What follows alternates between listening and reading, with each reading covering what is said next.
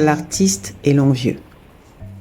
Dans la tiédeur de l'aube, sur un chemin de pierraille, s'étendait l'ombre d'une grande bâtisse.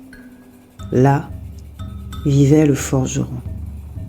C'était un artiste très habile, tel un démiurge. Son génie était si grand qu'il forgeait des statues et des masques d'or.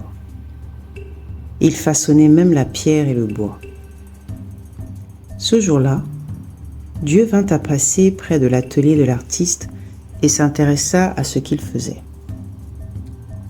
Il reconnut son talent et son intelligence, mais regretta que ses statues soient muettes et sans vie. Pris de compassion, il dit à l'homme : « Tu fabriques de beaux personnages, mais ils sont silencieux et sans mouvement. Si tu veux qu'ils s'animent, viens me trouver demain matin au sommet de la colline. Je te donnerai la flamme de vie. Mais il faudra que tu arrives avant le lever du soleil. »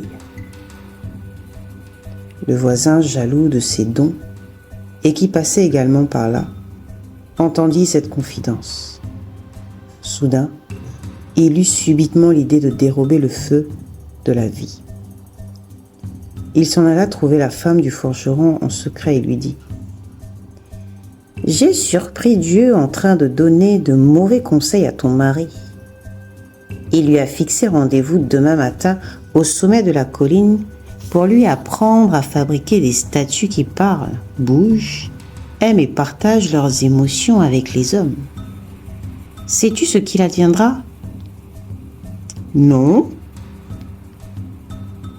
Ayant égard à sa souffrance, le voisin poursuivit : « Lorsque ces créatures sauront communiquer, elles vont prendre ta place et tu n'auras plus la paix auprès de ton mari. » La femme, touchée dans sa jalousie, eut peur de perdre son époux et le rassura. « Maintenant, je sais ce qu'il me reste à faire. » Quand, le lendemain matin, le forgeron voulut quitter le lit pour aller à son rendez-vous, elle le retint par les liens de l'amour. Comme il s'attardait ainsi, l'envieux voisin se rendit en son nom auprès de Dieu et reçut la flamme de vie. Bientôt, le nuage matinal se dissipa et le jour pointa à l'horizon.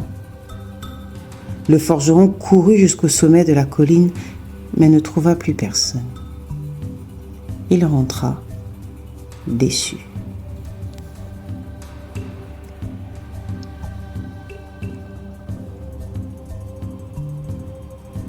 La sagesse de cette histoire, pour nous, est que les secrets, les dons,